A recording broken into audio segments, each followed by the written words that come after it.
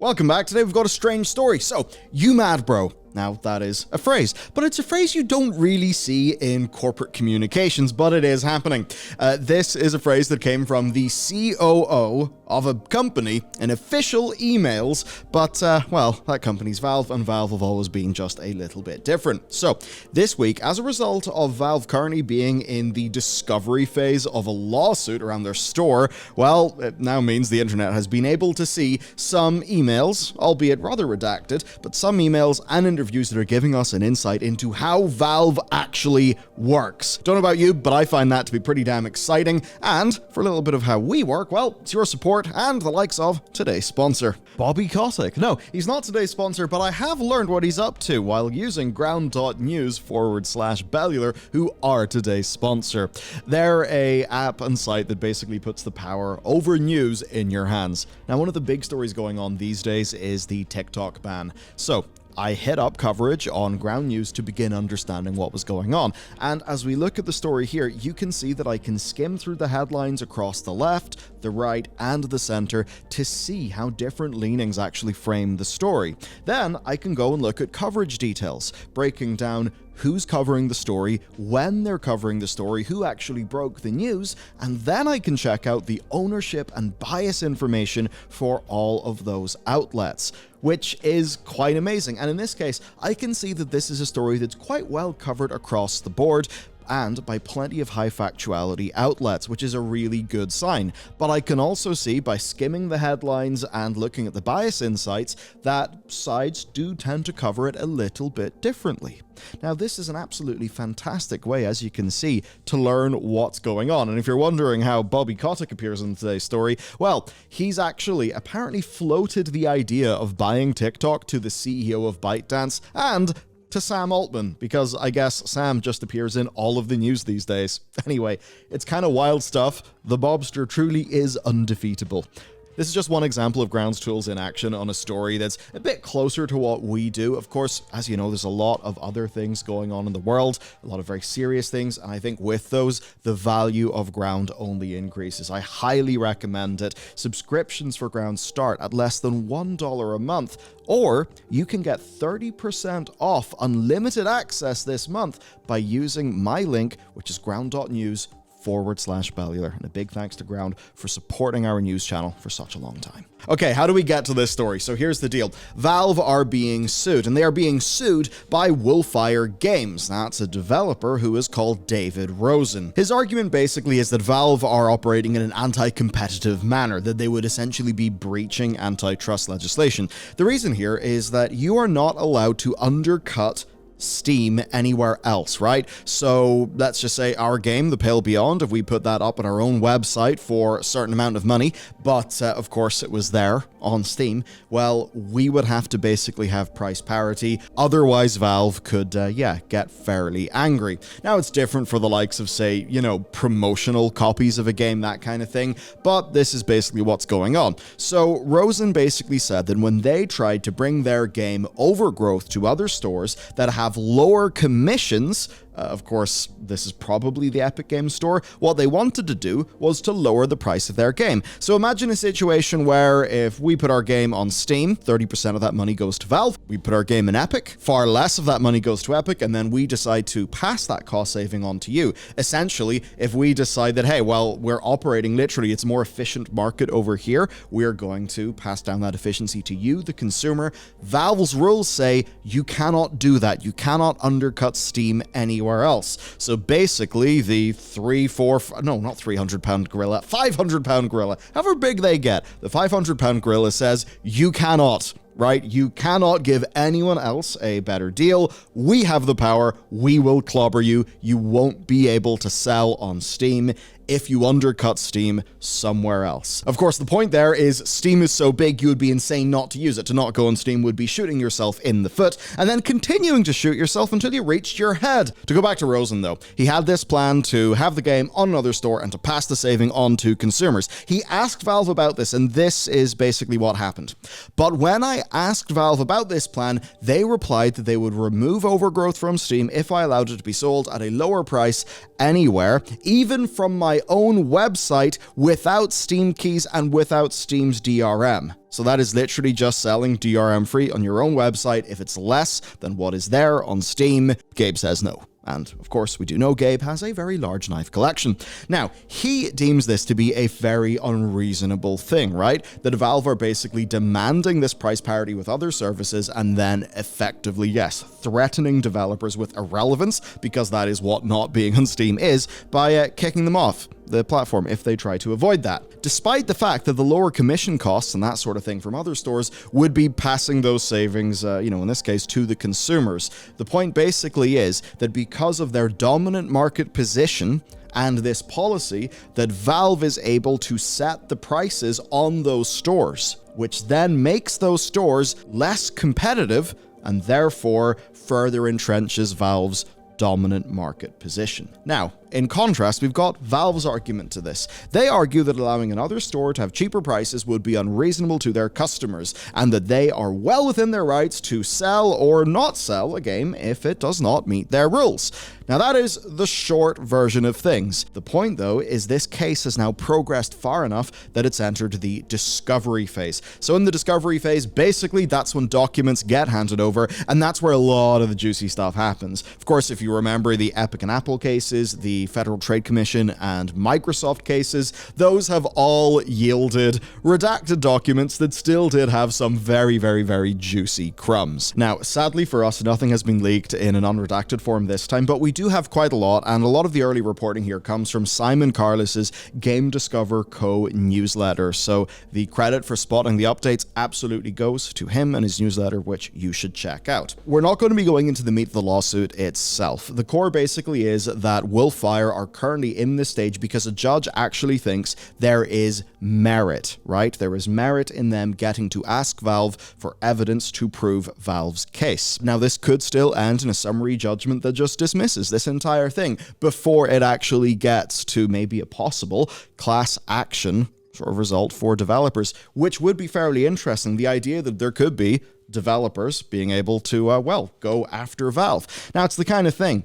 Obviously, there's me as a developer. There's also me as a gamer who uses Valve, uses Steam. And look, as a developer, Steam's went fairly okay for us. It is hilarious that Gabe has probably seen more money from our game than we have. So that's kind of funny, but it is what it is. So, with that, obviously, I do have a bit of a bias. If 12% was the industry standard, that's of course what Epic does. Look, if that was the industry standard, then we would be in a very materially different and better position now, and it would be a more efficient market. It would mean that more money would go back to the people who are actually making the games rather than the people who are the middlemen, and that would be good for us as developers. It would be good for publishers. It would also be good, of course, for consumers. I think the idea, though, is like if you're a consumer, if you are going to give a bunch of money over, you'd probably rather it goes to the people who make the game. Now, of course, a lot of consumers won't give a shit, rightly, because that's all just eaten up by the very entrenched publishers. What I would say, though, is your indie game developers, I would almost use a coffee analogy. Like if you're just buying big coffee beans from Tesco or, Walmart, whatever, that's not going to be a great situation. If you're buying coffee from a local specialty roaster, well, chances are a lot more of that money is actually going to the people who are making the goddamn coffee. That's better, I think a lot of us would say. With that said, now that you understand, I suppose, I'm not angry at Valve, but obviously, if the market was more efficient, it would be better for me as a developer. It would also be better for you guys as consumers because more of your money would go back into development so you can get more updates for your games, more games, that kind of thing. So let's get into these emails then. Again, worth remembering here that we have some of the information. The lawyers will have only left information visible if they believe that it's already in the public domain or if they believe that it's no risk to either company if the information gets out. Let's just go, though, from the top, chronologically. So this comment is from 2017 and it details the response to a key denial from a developer. Now, I don't mean a key denial, I mean literally a denial of a request for keys. So Jenkins, the employee, basically said that where Valve sees key requests being abnormal to Steam sales, they flag that and they investigate them, and they potentially decide to not distribute the keys. Now, this is effectively because those keys are being sold off of Steam in places like Humble Bundle. Now, in their case, that basically means the value that you are bringing to Steam is not actually worth the cost of us, right? And the literal quote from this Valve employee is this, quote, "The value you're bringing to Steam isn't worth the cost to us in terms of bandwidth and how much the game sales on Steam actually generate in commission fees." So that's the idea of, Humble Bundle happens, maybe 100,000, 200,000 keys are floating out there. Valve are now fulfilling the downloads, etc., for all of those copies of a game that, of course, have been on Humble Bundle, which means Valve has made no money, and all they're doing is, they're dealing with the fees because they're distributing those games. So that is something that I think we can all kind of understand. Like, if you're Valve, you're going to have a problem with that. Anyway, you can kind of see, though, how this is really relating to the overall case, right? The idea is that Steam is the platform.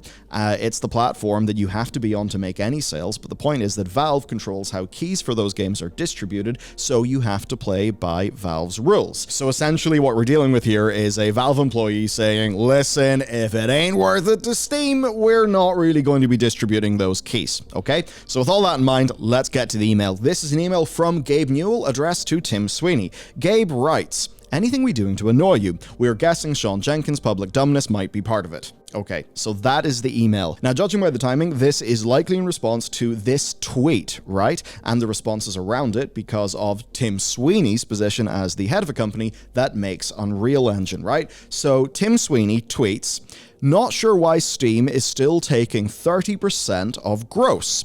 MasterCard and Visa charge 2 to 5% per transaction, and CDN bandwidth is about, what's that? 0.002 cents per gigabyte." So I think the point there is that's what Valve are charging. You kind of look at Sean Jenkins's, hey, what's it worth to us? And you kind of realize that the costs for Valve in this digital distribution are absolutely minuscule. And that 30%, I think we'll go on to discuss, that 30% is a standard from a long time ago. It's a standard, of course, that is there on just about every major store, though. And it's one of those things, like, a whole bunch of efficiency has happened and a lot of cost savings have happened, but those are actually not being passed down to the publishers and the developers. Those cost savings are basically going into the margin of the platform holders.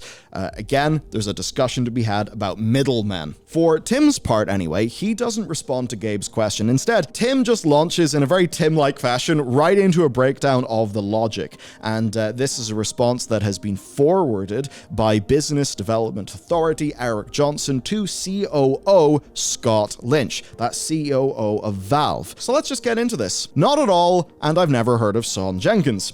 Generally, the economics of these 30% platform fees are no longer justifiable. There was a good case for them in the early days, but the scale is now high and operating costs have been driven down, while the churn of new game releases is so fast that the brief marketing or UA value of the storefront provides is very disproportionate to the fee. If you subtract the top 25 games on Steam, I bet Valve made more profit from most of the next 1,000 than the developer themselves made. I will take a brief pause here and say this. Our game, The Pale Beyond, was a financial success, right? It made its budget back. That being said, if you were to compare, say, our developer royalty that we get off those sales, if you compare that, and I suppose you could call that, profit, because we're now at the part of our recoup with our publisher, that is, where we get, proportionately more of the money, because generally speaking, you pay down your developer advance first. But anyway, Valve absolutely made more money off The Pale Beyond than we did. That's sort of the way that it is. That being said, if we chose to launch our game The Pale Beyond not on Steam, Valve wouldn't make more profit than us, but we would basically be losing money, because you gotta go on Steam. And Steam does provide an incredible amount of benefits to us as a developer. The amount of just, having the forum be there, which is great, like, the Steam forum, Steam Hub, great for bug reports, great for community interaction. You've got reviews. Of course, for us, we've been in the sort of the low 90s to the high 80s in terms of the user reviews for our game. And that's a really good thing because it means that Valve is providing these tools that mean that, in addition, of course, to their really great refund policy, a user can feel that they can buy our game in a decently low-risk fashion because they can look at user reviews, and if they don't like it, they can get a refund. I think that that is a great value to us as developers because it means that our customers are better taken care of, and that just means they're more willing to spend money in video games because they're not going to feel like they'll be burnt. And in a world where they can get a refund, and that's a really good process, I think you're going to have less piracy because people feel like they are being treated fairly. So again, while there are criticisms of Valve, and I would broadly agree with Tim that I think the 30% is fairly ridiculous, given how a lot of things have developed, that is not to say that Steam is, overall being really bad for, bad for developers, bad for everything. Like, no. There are pros and there are cons, and I'm more than happy to talk about both of them. To continue then, these guys are our engine customers, and we talk to them all the time. Valve takes 30% for distribution. They have to spend 30% on Facebook, Google, Twitter, UA, or traditional marketing, 10% in server, 5% in engine. So, the system takes 75%, and that leaves 25% for actually creating the game, worse than the retail distribution economics of the 1990s.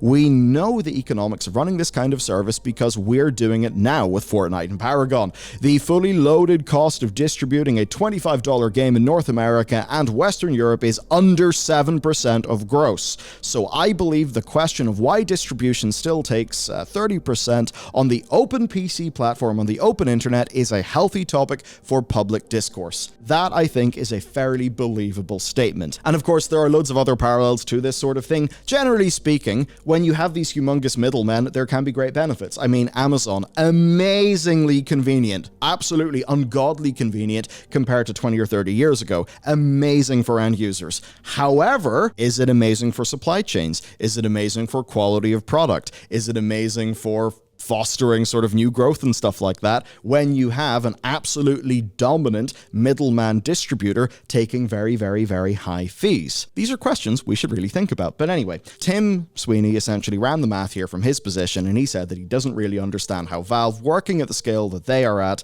are really earning their 30% cut. And we basically don't see any responses from Valve here. It's not that they didn't feel the need to defend themselves, they're just not in available documentation. But clearly, though, this is something that Tim Sweeney believed in, and we know the result of that. It's the Epic Games Store, which was them just going, absolutely all out to kind of back up what Tim was saying. And this is where things get rather spicy. So, their hope with the Epic Games Store is that they could potentially claim half of all gaming revenue on PC if Steam didn't react. This is per documents that were released as a part of the trial of Epic and Apple in the United States. This then brings us to the next email. This is one sent by Tim Sweeney to Gabe Newell and Eric Johnson of Valve the day before the Epic Games Store launched, December 3rd, 2018, and it was featuring marketing copy for that announcement. And then this was responded to by Scott Lynch back to the other Valve management. So Tim Sweeney opens this email by litigating Epic's current position, how they're,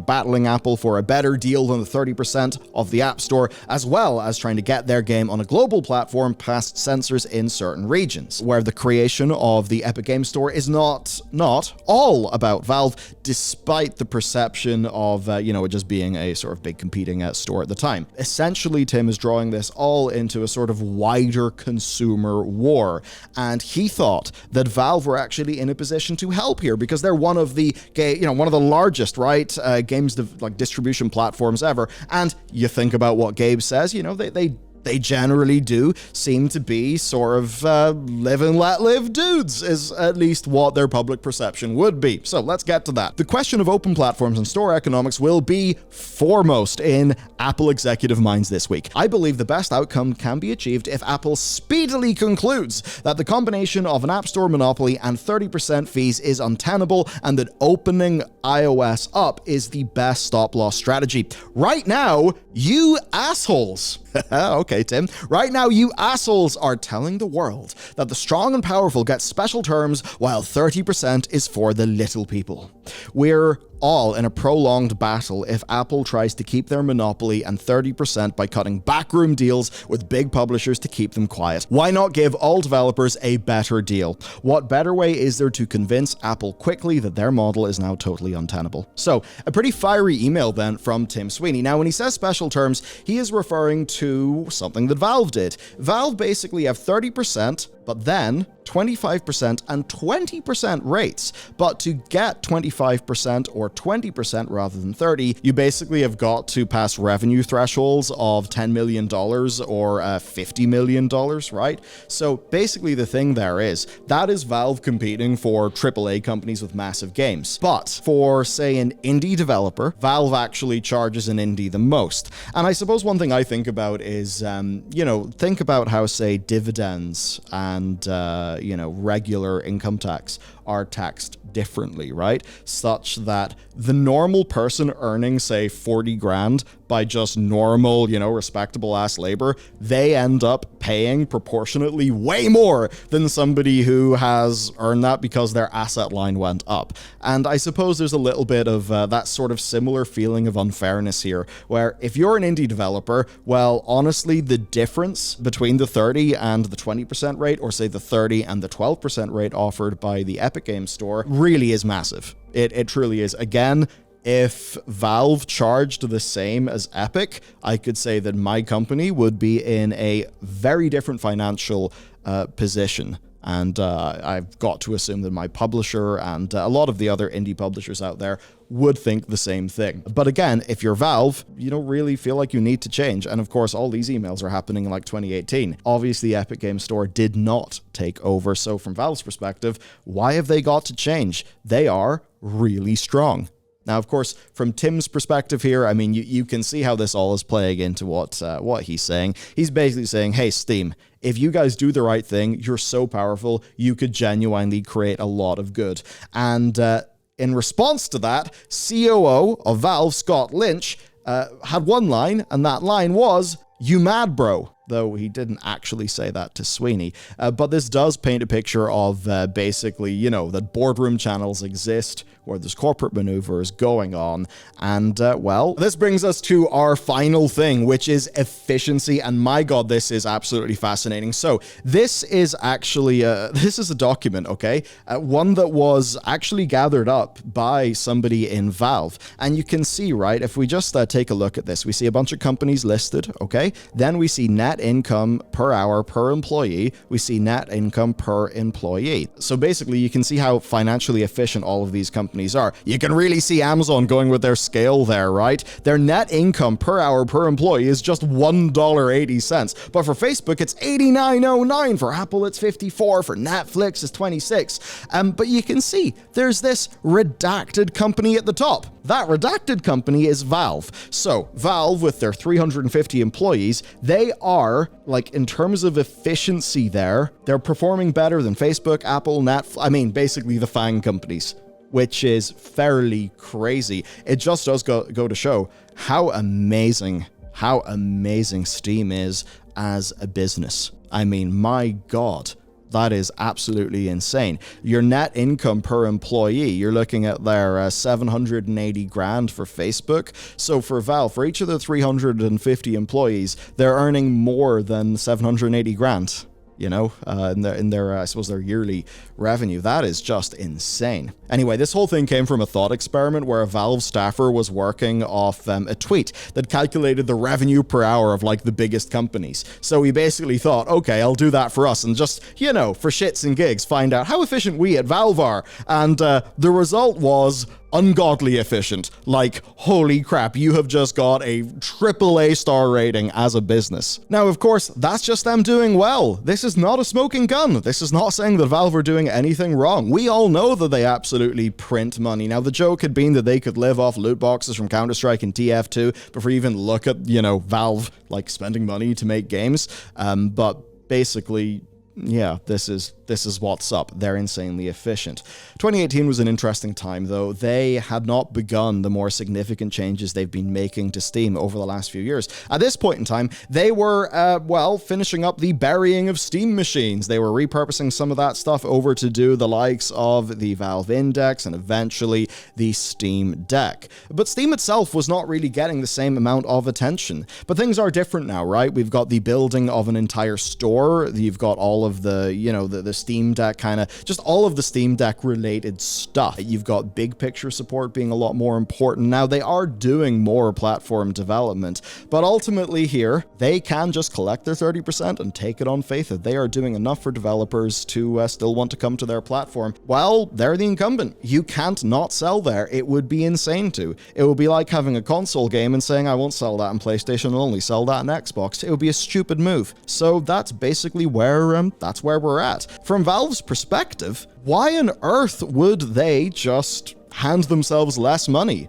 It makes no sense. What would have to happen is Epic would need to be truly competitive. They are not. They're not for indie games. I know that much anyway. Again, I can't really share any numbers. Obviously, we sell in the Epic Game Store, and I've seen our sales figures even after, sales and stuff have happened at the Epic Game Store. Again, I can't really provide specifics there, but, the result is you'd be insane not to be on Steam. The thing that the Willfire, Willfire are sort of doing here is they're saying that they don't think it's fair that, like, Steam, through all of this, has so much control over the market and that they control pricing in other stores. That's basically the thing. How could you compete with Valve's 30%? Well, you could say, tell you what, I'll go on Epic and I'll go on Steam. But you could say, hey, hello gamers, if you buy our game in the Epic Game Store, you know what? We will give you, it'll be X cheaper because it costs us less to sell there, and we're going to pass on some of that to you. That is a way where the difference in those margins is genuinely going to lead to competition. But the situation we're in right now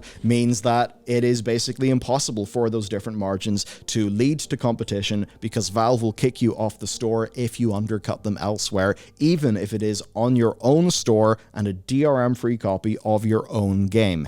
And that ultimately is what happens when distribution gets a hell of a lot of power. And certainly when you look into history, there's a lot of fairly interesting examples of this kind of thing going on, which, ultimately you got this little thing called the Sherman Antitrust Act, which is quite the law. Doesn't always get used. Of course, it's been interesting recently, Apple with all of their malicious compliance that they're doing with a lot of EU stuff that we'll be talking about soon in the channel. I think ultimately they'll kick it back to you. Obviously, you guys know that, I would directly financially benefit if those things change. Now, it would mean that, people on our team would directly financially benefit, just because of profit share, revenue share, that sort of thing. But, I obviously have a bias there. But I suppose for you guys, I at least know if, let's just say I'm spending $50 on a game, I would rather that goes more to the people who are making the game